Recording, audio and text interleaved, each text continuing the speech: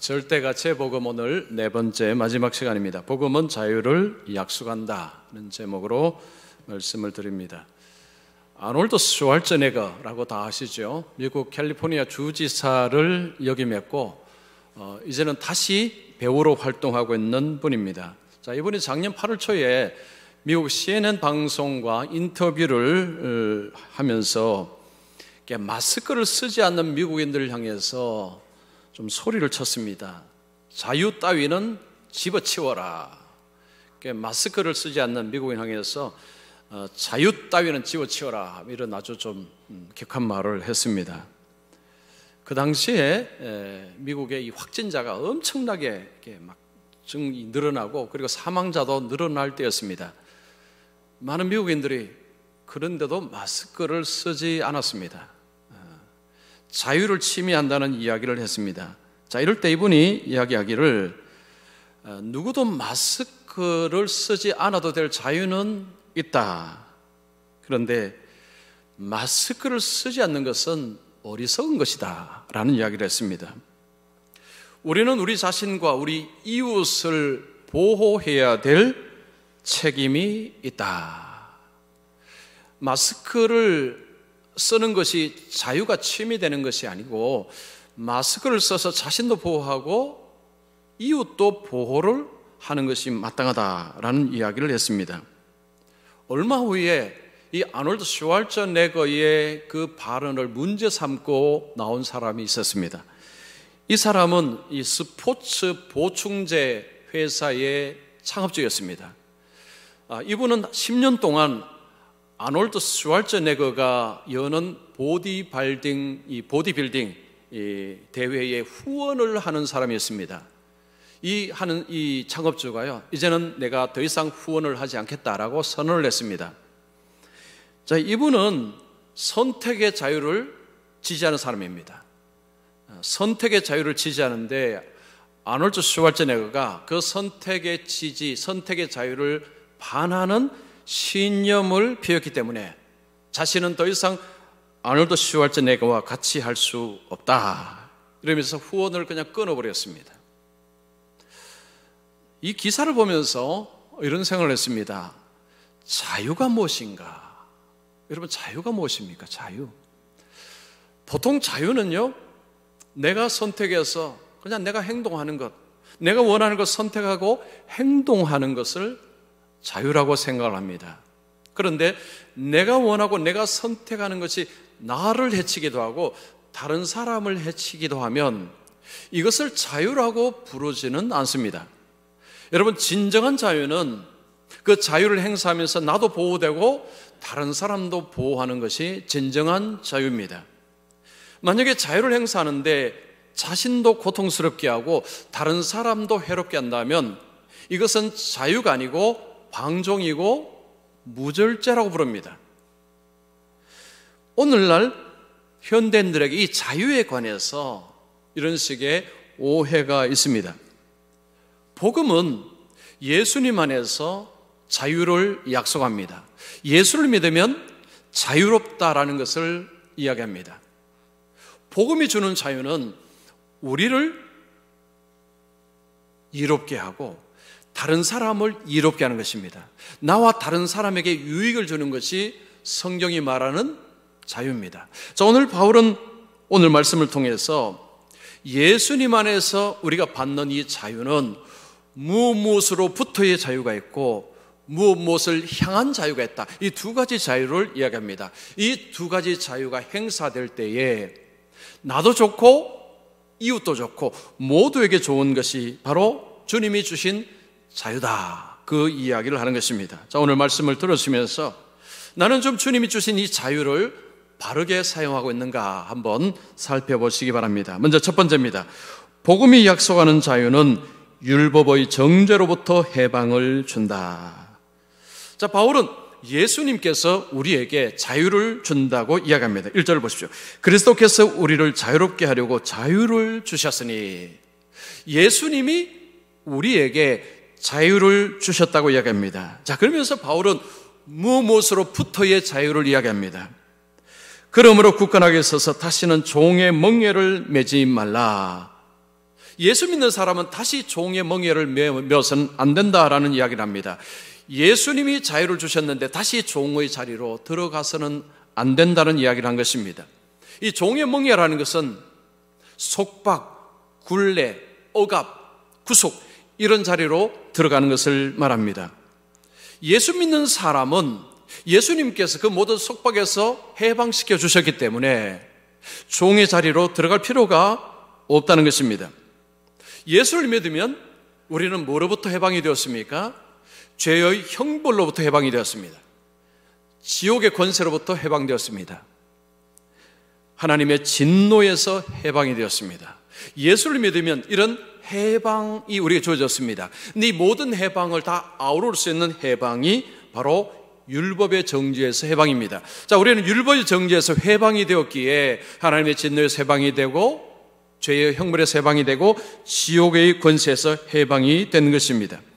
1절에서 12절까지 바울은 우리에게 예수 믿는 자는 율법의 정죄에서 해방이 되었다. 그래서 율법으로 돌아가지 마라 라는 이야기를 합니다. 자, 저는 1절에서 6절까지 말씀을 가지고 좀 말씀을 드리고자 합니다. 7절에 12절도 동일한 맥락입니다. 율법의 자리로 들어가지 말라는 것입니다.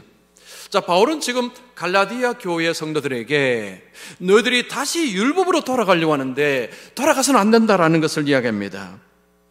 그것은 율법의 종로로 하는 자리로 다시 돌아간다는 것입니다. 자, 율법의 종로로 단다는 것은 율법을 지킴으로 구원을 얻는다고 생각하는 것입니다. 이게 바로 율법의 종로로 다는 것입니다. 이것은 내 공로를 가지고 내 의를 가지고 하나님 앞에 가겠다는 것입니다. 하나님이 나를 사랑하시고 하나님이 나를 받아주시기 위해서는 내가 좀 착한 일을 행하고 내가 선을 행하고 공로를 쌓아야 된다는 생각을 하고 구원을 추구하는 것을 말하는 것입니다. 바울은 지금 다시 그 자리에 들어가지 말라는 것입니다. 거기는 자유가 없습니다. 굴레만 있습니다. 그런데 좀 갈라디아 교회 성도들 중에 그 굴레 속으로 자기 발로 들어가는 사람들이 있었다는 거죠. 그들이 누굽니까? 할례를 받고자 하는 사람들입니다. 자, 2절 보십시오. 보라, 나 바울은 너희에게 말하노니 너희가 만일 할례를 받으면 그리스도께서 너희에게 아무 유익이 없으리라. 지금 바울은 그 갈라디아 교회 성도들 중에 유대주의자들의 말을 듣고 나도 할례 받겠습니다 라고 하는 사람들이 있었다는 거죠. 그들에게 말합니다. 만약 당신이 할례를 받으면 그리스도의 공로가 당신에게는 아무런 효력을 미치지 못할 것이다 라고 이야기하는 것입니다. 여러분, 이 할례가 도대체 뭐기에 바울은 이렇게 할례 할까요? 할례는 오늘날로 말하면 외과적인 그냥 간단한 수술입니다. 아니 뭐 외과적인 간단한 수술 그걸 가지고 지금 바울은요 굉장히 격하게 이야기를 하는 것입니다. 근데 바울이 이렇게 말하는 이유가 있습니다. 할례를 받겠다는 것은 그냥 외과적인 수술을 하는 것이 아닙니다. 이 할례를 내가 받겠다는 것은 구원에 관한 관점을 바꾸는 것입니다. 이제는 내가 종교적인 의를 통해서, 종교적인 의식을 통해서, 종교적인 행위를 내가 하면서 구원의 길로 가겠다는 것입니다. 즉 내가 어떤 외적인 자격, 조건을 갖출 때에 하나님이 나를 받아주시고 나를 의롭다고 하실 것이다 라고 생각하고 할례를 받는 것입니다. 그러면 왜 그 길로 갈까요? 예수님의 공로가 불안한 것입니다. 예수님의 십자가에 사신 일이 예수님이 십자가 하신 일이 과연 나를 구원할 수 있을까라는 의심이 든 것입니다. 예수님의 공로로 하나님께로 가서 하나님이 나를 받아주신다라는 것을 왠지 믿어지지 않습니다. 불안합니다.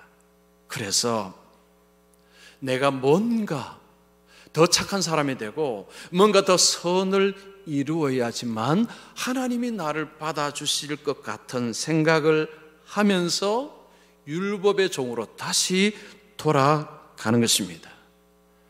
바울은요 너희들이 율법을 받게 되면 심각한 문제가 벌어진다고 이야기합니다. 3절 보십시오. 내가 할례를 받는 각 사람에게 다시 증언하노니 그는 율법 전체를 행할 의무를 가진 자라. 만약에 할례를 받아들이게 되면 모든 율법을 다 지켜야 된다. 이 할례라는 것은 하나의 문과 같습니다. 이 할례의 문을 딱 들어가면 그 다음에 뭐가 나타나느냐? 율법이 기다리고 있다는 거죠. 너는 모든 율법 다 지켜야 된다라는 엄한 명령이 그에게 떨어진다는 것입니다. 근데 죄인은 율법 몇 가지는 지키는 것이 가능합니다. 그러나 모든 율법은 불가능합니다. 못 지킵니다. 죄인은 지킬 능력이 없습니다. 그런데 능력이 없으면서 할례를 받고 율법으로 지켜서 구원받는다는 길로 다시 돌아가는 것이 얼마나 어리석으냐라는 것입니다. 그 길로 갔을 때에 율법을 지킨다고 생각했지만 막상 들어가면 율법을 계속 깨게 됩니다. 여러분, 율법을 깨게 될 때 어떤 일이 벌어집니까? 저주가 임합니다. 신명기 27장 26절 보십시오. 이 율법의 말씀을 실행하지 아니하는 자는 저주를 받을 것이라 할 것이요 모든 백성은 아멘 할지니라. 하나님이 모세를 통해 이스라엘 백성들에게 말합니다. 너희들이 율법이 하나라도 어기면 그 율법의 저주가 너희에게 임할 것이다. 여러분, 율법의 저주가 얼마나 무서운지는 십자가의 예수님을 보면 알 수 있습니다. 예수님이 십자가에서 율법의 저주를 받으셨습니다. 우리가 받아야 될 율법의 저주를 예수님이 받으셨습니다. 이것이 십자가에서 예수님이 당하신 하나님의 무시무시한 진노입니다. 지금 갈라디아 성도들이 그 길로 다시 돌아가고 있다는 것입니다. 바울은 그 길로 돌아가지 말라는 거죠. 거기는 구원도 없고 저주만 있다는 것입니다. 그런데 예수님께서 주신 이 자유함은 얼마나 좋으냐 하면 그냥 기다리면 된다는 거죠. 하나님의 구원을 기다리면 된다는 것입니다. 5절 보십시오. 우리가 성령으로 믿음을 따라 의의 소망을 기다리노니.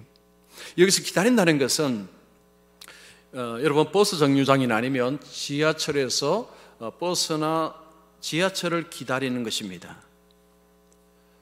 기다리면 옵니다. 지금 오고 있는 중이니까 여러분이 기다리면 탈 수 있습니다. 이것은 확실한 소망입니다. 사람들은 이런 이야기 하죠. 내일 날씨가 화창하면 좋겠다. 이거 소망입니다. 이 소망은 불확실합니다. 확실하지 않습니다. 사람들은 이 소망을 가지는데요. 어떤 것은 불확실하고 어떤 것은 확실합니다. 확실한 소망은 오고 있는 것을 기다리는 것이 확실한 소망입니다. 지금 바울은 의의 소망을 기다린다고 했습니다. 누가요? 예수 믿는 사람.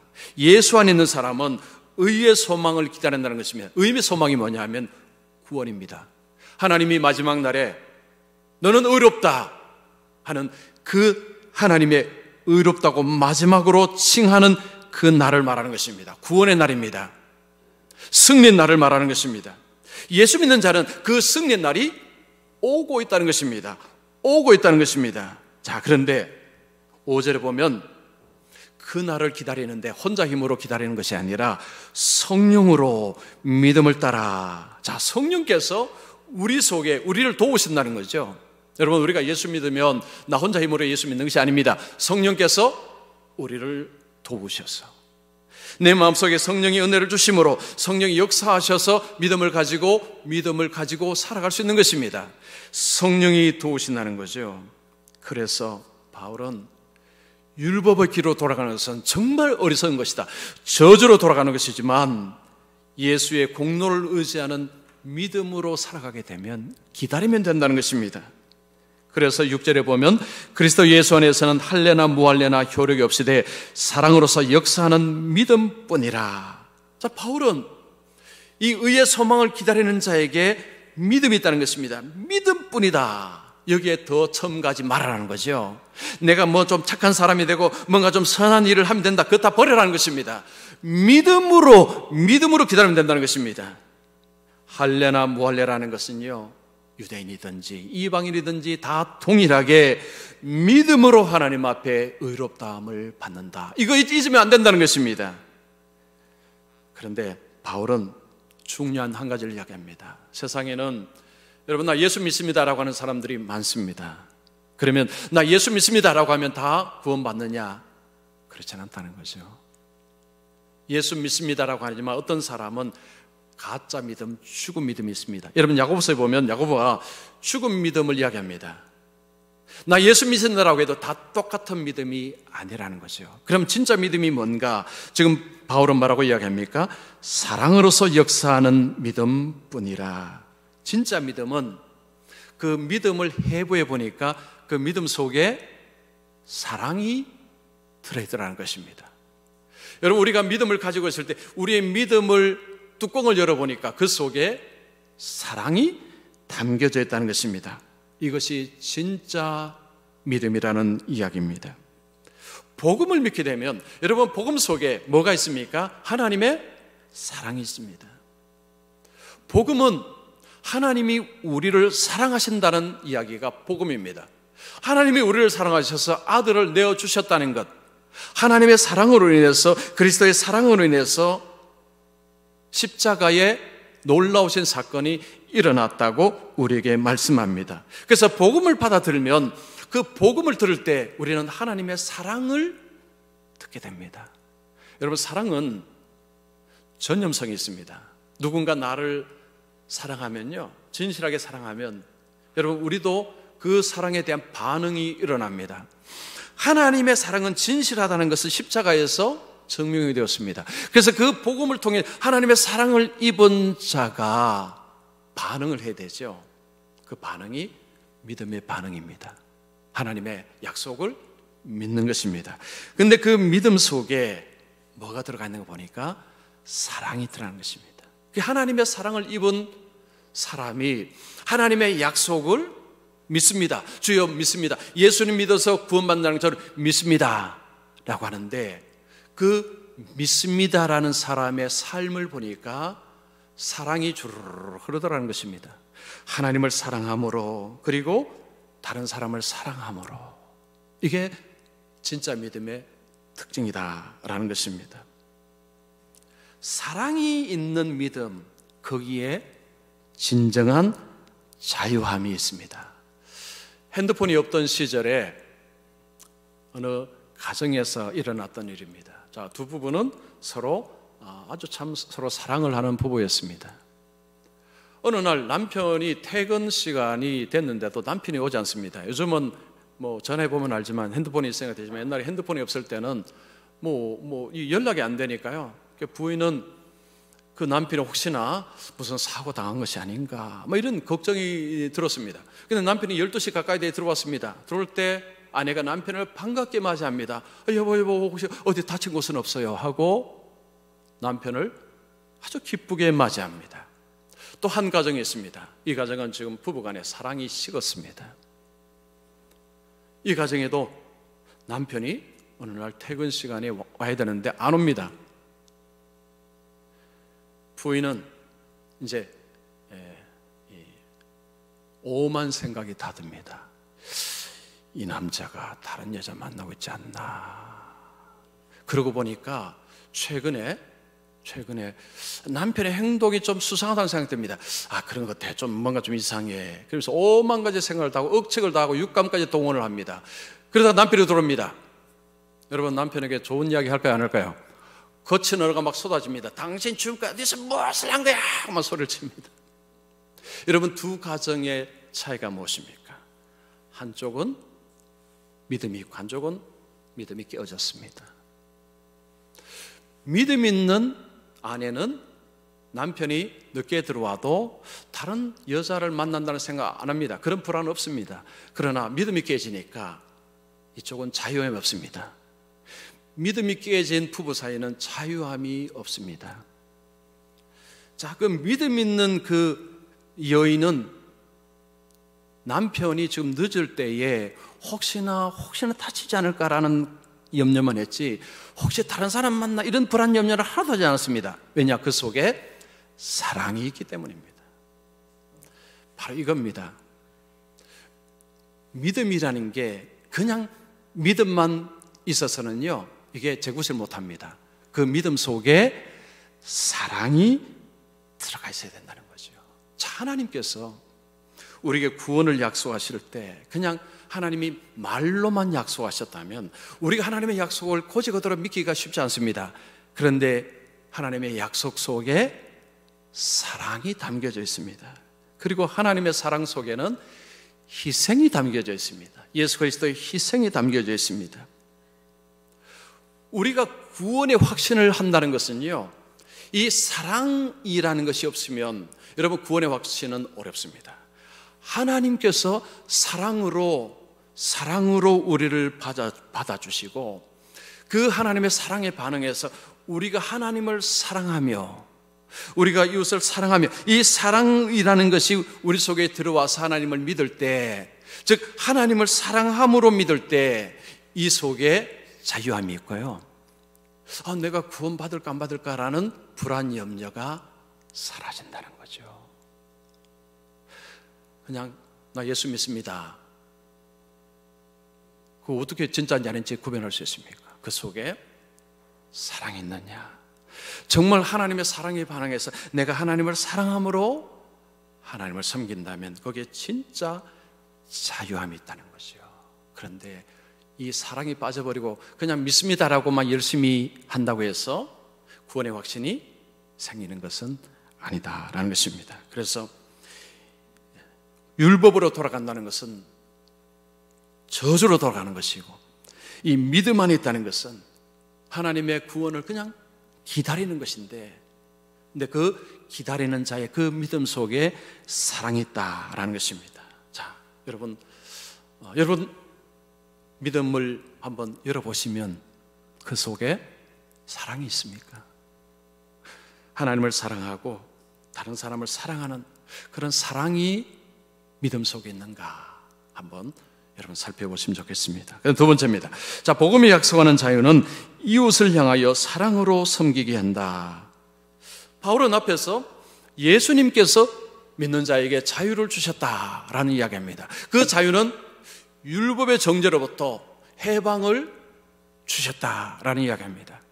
자, 이야기를 할 때 어떤 사람은 이런 생각이 듭니다. 이제는 내 마음대로 살아도 되는구나. 율법의 정죄가 없다면 지옥 갈 일이 없다는 이야기죠. 구원 얻는 티켓을 손에 이제 잡았으니 이제는 내가 마음대로 살아도 되겠다라는 생각이 들 수 있다는 거죠. 여기에 대해서 바울은 절대 그렇지 않다는 것입니다. 13절 보십시오. 형제들아, 너희가 자유를 위하여 부르심을 입었으나 그러나 그 자유로 육체의 기회를 삼지 말고 오직 사랑으로 서로 종노릇하라. 자, 예수님께서 자유를 주셨는데 그 자유를 가지고 육체의 기회를 삼지 말라. 육체의 기회라는 것은 죄 짓는 기회입니다. 육체라는 것은 죄된 본성, 죄된 성향을 말하는 것입니다. 예수님이 이제 자유를 주셨기 때문에 그러면 내가 뭐든지 해도 되는구나. 주일날 교회도 안 가도 되고 예배도 안 드려도 되고 어차피 나는 예수 믿으니까 나는 구원 받았으니 이제는 내가 마음대로 살아야 되겠네. 아니, 그렇지 않다는 것입니다. 만약에 그렇게 생각하고 죄를 많이 짓잖아요. 그러면 그 사람의 주인은 죄라는 것입니다. 여러분, 성경에 죄를 짓는 자마다 죄의 종이다라는 말씀이 있습니다. 예수님께서 주신 자유는 죄를 마음대로 쳐도 된다는 그런 자유가 아니라 다른 자유라고 합니다. 무슨 자유입니까? 무엇을 향한 자유입니다. 이웃을 향하여 사랑으로 종노릇하는 자유라고 말씀합니다. 자, 사랑으로 종노릇한다. 어떤 그림이 그려지십니까? 예수님께서 하늘 보좌를 버리시고 종의 형체로 세상에 오셨습니다. 사람으로 오셨습니다. 예수님이 십자가 지시기 전에 제자들에게 발을 씻어 주셨습니다. 발을 씻어 주시고 너희도 서로 섬겨라 이렇게 하라고 하셨습니다. 그리고 예수님이 십자가를 지셨습니다. 예수님의 이 종으로서의 섬김의 핵심은 다른 사람을 이용하지 않고 다른 사람을 자기 유익을 위해서 이용하지 않고 그 사람의 유익을 위해서 자신의 시간과 자신의 몸을 내어주는 것을 의미하는 것입니다. 하나님께서 예수 안에서 우리에게 자유를 주셨을 때 내 마음대로 마음대로 살아도 나는 천국 간다. 아니요, 그렇지 않다는 거죠. 그건 죄의 종으로 사는 이야기고 주님의 사람은 그렇게 말하지 않는다는 것입니다. 주님이 이 자유를 주셨는데 내가 이 자유를 어떻게 쓰면 될까? 주님처럼 내가 다른 사람을 위하여 섬기는 삶을 살아야 되겠다. 이게 바로 주님이 주신 자유의 모습이라는 것입니다. 자, 이렇게 살면 율법을 이룬다고 말씀합니다. 14절 보십시오. 온 율법은 내 이웃 사랑하기를 내 자신같이 하라 하신 한 말씀에서 이루어졌나니, 이웃을 섬기고 사랑할 때에 어떤 결과가 주어지느냐 하니 율법을 이루는, 율법을 성취하는 놀라운 결과가 생긴다는 것입니다. 자, 바울은 예수를 믿는 사람은 율법을 더 이상 지키지 않아도 된다고 얘기했습니다. 율법에 맬 필요가 없습니다. 하나님은 예수 믿는 자를 예수의 공로로 의해서 의롭다고 하십니다. 그런데 지금 바울은 뭐라고 이야기합니까? 예수를 믿어서 예수님이 주신 자유로 서로 사랑하며 살 때에 율법을 다 이룬다라고 이야기합니다. 자, 여기서요, 바울은 율법 지켜야 된다는 것을 다른 방향으로 이야기하는 것이 아닙니다. 결국은 그러면 율법 지키라는 이야기 아니냐? 그렇지 않다는 거죠. 바울은 우리에게 구원은요, 전적인 예수 그리스도의 공로로만 얻는다는 것을 계속 이야기합니다. 그런데 하나님의 은혜를 입고 보니, 복음을 알고 보니 하나님의 사랑과 하나님의 은혜가 있어서 그 덕분에 구원을 받았습니다. 그러면 그 다음에 어떤 반응이 일어납니까? 이제는 내가 주님을 위해서 살아야 되겠다. 이제는 내가 주님의 영광을 살아야 되겠다라는 반응이 자연스럽게 나온다는 것입니다.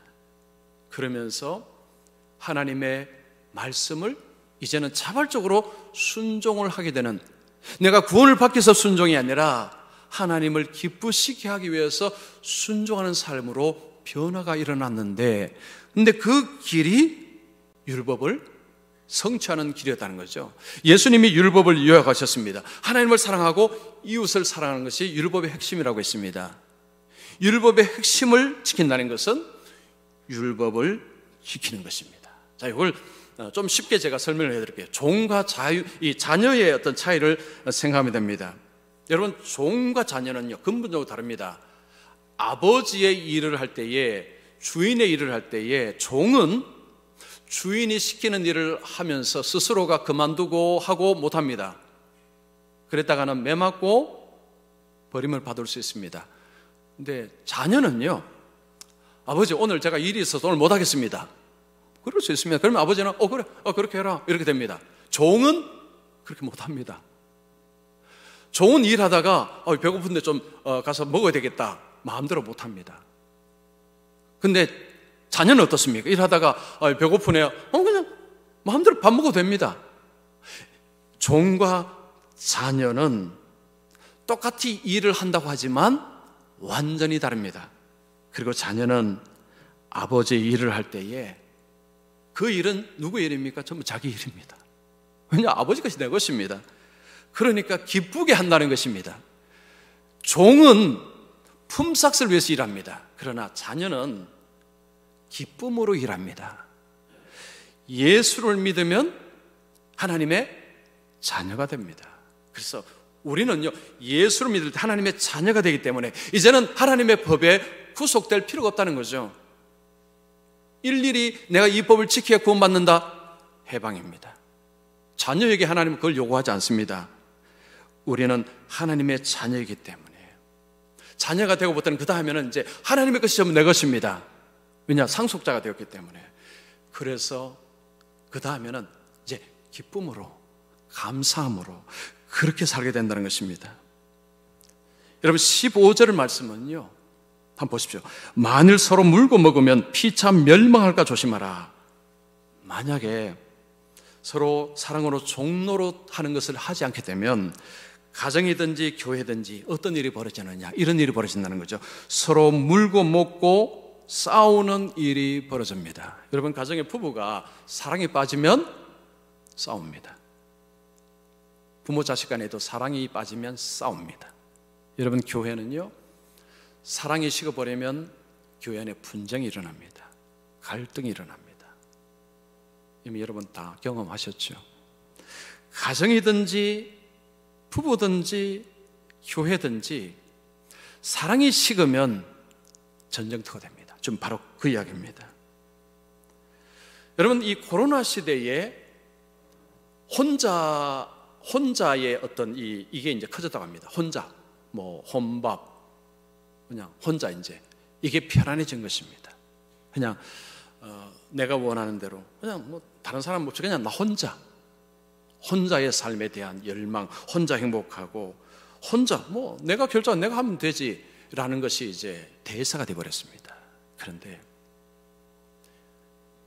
행복은요 관계입니다. 관계에서 행복이 옵니다.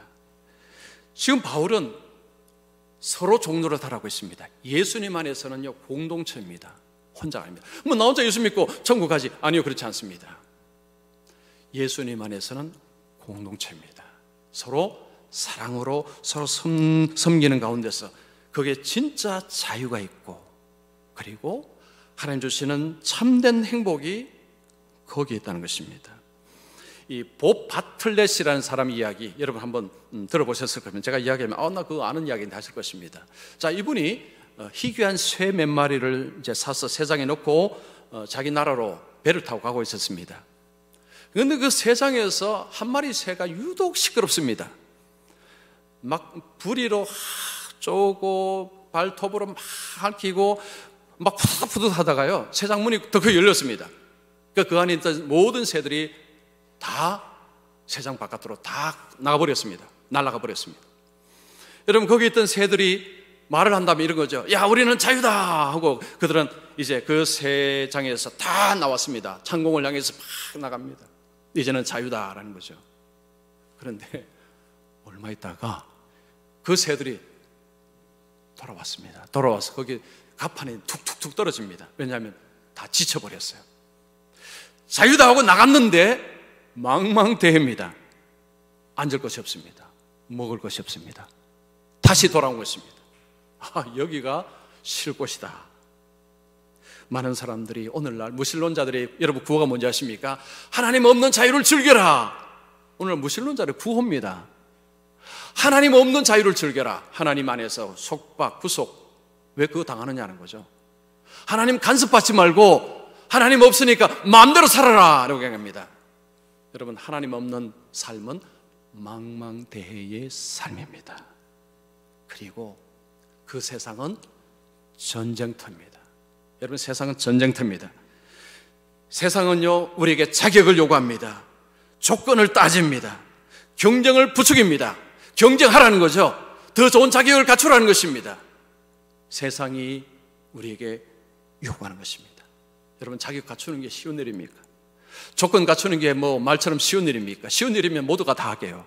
그 가운데서 아픔, 상처, 고통들이 수도 없이 일어납니다. 많은 사람들이 이 세상의 삶 속에서 신음합니다. 그런데 복음은 자유를 약속합니다. 하나님 우리에게 자격, 조건 따지지 않는다는 것입니다. 그 속에 사랑이 있습니다. 하나님이 사랑하신답니다. 그리고 그 하나님의 사랑 안에서 약한 자에 대한 배려가 있습니다. 여러분, 고린도전서 8장 9절 보십시오. 너희의 자유가 믿음이 약한 자들에게 걸려 넘어지게 하는 것이 되지 않도록 조심하라. 고린도 교회에 논쟁이 붙었습니다. 우상에게 들어갔던 고기를 먹어도 되느냐? 믿음이 강한 사람, 우상이 어디 있느냐 먹어도 된다. 근데 믿음이 약한 자들은 어떻게 저걸 먹으면 어떻게 저걸 먹을 수 있느냐고 했습니다. 바울은 정리해 줬습니다. 세상에 우상 없다. 먹어도 괜찮지만 믿음이 약한 자들이 걸려 넘어진다면 먹지 말아라. 나는 먹지 않겠다. 이게 바로 복음입니다. 복음은 약자를 밀어내고 약자를 무리하고 차별하는 것이 아니라 약한 자에 대한 배려가 있는 것이 복음입니다. 왜 그렇습니까? 그 안에 사랑이 있기 때문에. 오늘 이 본문은 우리에게 이런 질문합니다. 주님이 주신 그 자유함으로 다른 사람을 사랑으로 섬기는 삶을 살고 있느냐라는 질문을 우리에게 던지고 있습니다. 예수 안에서 율법의 정죄로부터 해방된 이 자유를 가지고 있는데 이 자유를 제대로 쓰고 있느냐는 거죠. 죄를 짓는 자유, 그건 자유가 아닌 것입니다. 그건 주님 주신 자유가, 그 방종의 무절제입니다. 주님이 주신 이 자유를 진짜 쓰는 것은 어떻게 쓴다는 것입니까? 다른 사람을 사랑으로 섬기는 것. 이것이 바로 주님이 주신 자유를 제대로 누리는 삶이라는 것이요. 그 삶 속에 이게 정말 자유구나. 이게 정말 자유구나. 그리고 그 자유 속에 소망이 있고 그 자유 속에 기쁨이 있고 그 자유 속에 삶의 의미가 있고 보람이 있고 그런 것입니다. 자, 이제 복음에 관한 설교도 이제 마무리합니다. 여러분, 복음은요, 우리의 자격, 우리의 조건으로 하나님 앞에 의롭다함을 받는 것이 아니라 오로지 예수 그리스도의 공로 그 하나만 가지고, 예수님의 공로 하나만 가지고 충분하다는 것이 복음의 선언입니다. 그래서 복음은 우리에게 모든 미신으로부터, 모든 속박으로부터 우리에게 자유를 주셨습니다. 엄청난 선물이죠.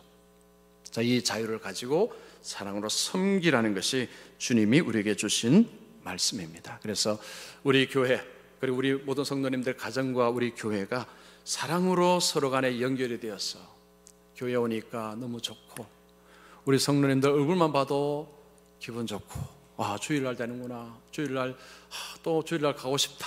사랑이 있으면요 마음이 땡깁니다.